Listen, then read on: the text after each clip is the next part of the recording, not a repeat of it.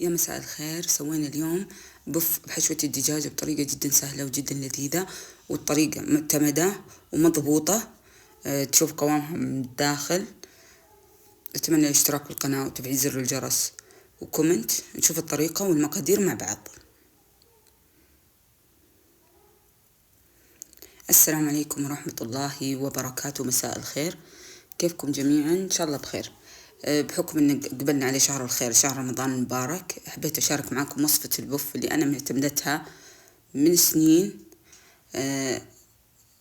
أهم شيء نستخدم دقيق شركة المطاحن الكويتية، والسمن سمن فرن. بضيف بالأكواب المعيارية كوبين دقيق وبنخلهم. هذا الكوب الثاني، ننخل الدقيق. بعدها بضيف ربع ملعقة صغيرة ملح، بيضة واحدة، وبضيف ملعقة سمن فرن، ملعقة واحدة. السمن جامد، إذا سايل نضيف ملعقتين.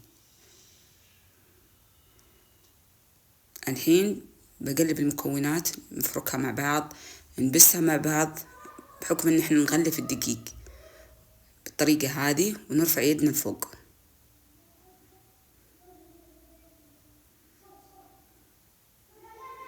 بعجنها بكاس موية واحد، من دقيق لدقيق، بس انا افضل انكم تستخدموا هذا الدقيق شركة المطاحن الكويتية. هذه العجينة بعد ما عجنتها، الحين نضربها ضربتين ثلاث.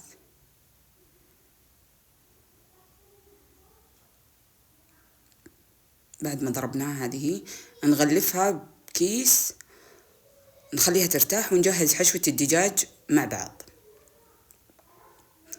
لك الحرية بالحشوة، حابة تحشيها دجاج، لحم، أجبان، براحتك. نغلفها ونجهز الحشوة. يعني في مقلاة على الغاز بضيف شوي من الزيت، بصلتين قصصتهم،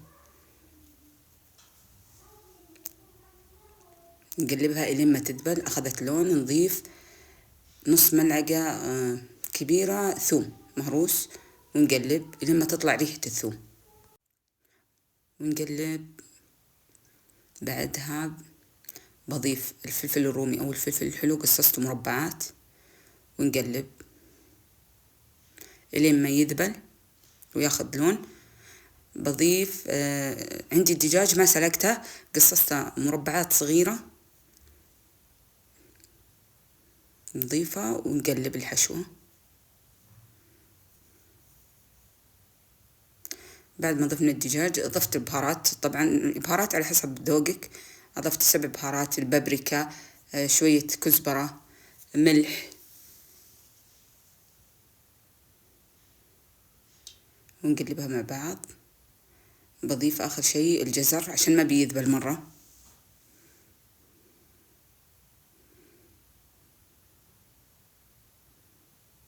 نقلب المكونات مع بعض. بعد ما قلبناها نضيف كمية متساوية بين الكزبرة والبقدونس. حابة تضيفي الشبت براحتك. آخر إضافة بضيفها هي ملعقة جبن سايل.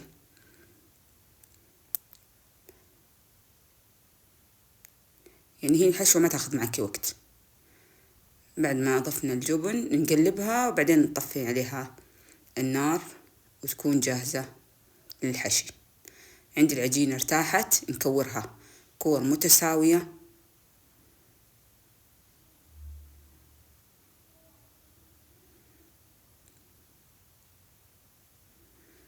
ونخليها ترتاح. بعد ما نكورها نخليها ترتاح شوي.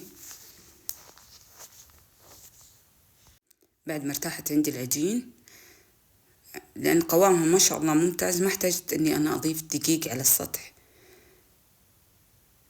نفردها ونرقق الفرد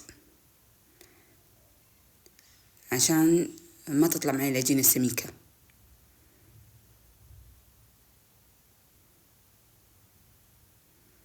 حابة تشكليها وتحشيها بالقالب براحتك.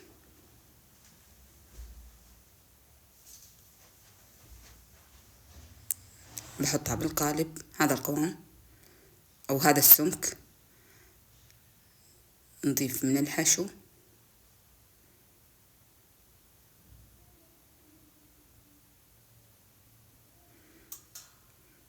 ونسكها زين، نضغطها بقوة علشان ما تنفك معانا وقت القلي. نشيل الأطراف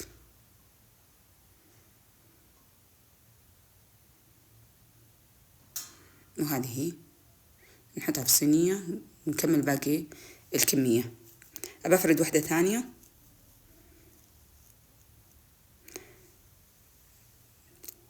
نحشيها اللي ما عندها قالب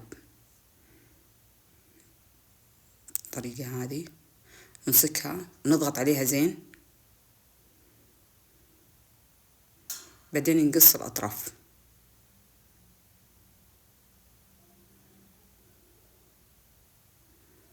هذا نفس الشكل، فلك حرية التشكيل. نخلص الكمية نشوفكم. وهذه هي الكمية اللي طلعت معي. الزيت عندي حار، نقليها على طول ما تاخذ وقت. عندي الزيت حار، ننزل حبات البوف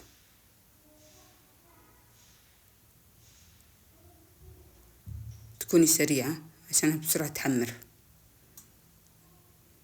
لما تاخذ اللون الذهبي. وبعدين نطلعها على مشخال في ورق الزبدة أو ورق الزيت عشان تصفى الزيت منه. وهذا شكلها النهائي. تزينيها بالطريقة اللي انت تحبينها، وعلينا وعليكم بالعافية. أتمنى أنكم تجربوها. أتمنى الاشتراك بالقناة وتفعيل زر الجرس وكومنت للي يجربها. نشوفكم إن شاء الله بوصفة ثانية.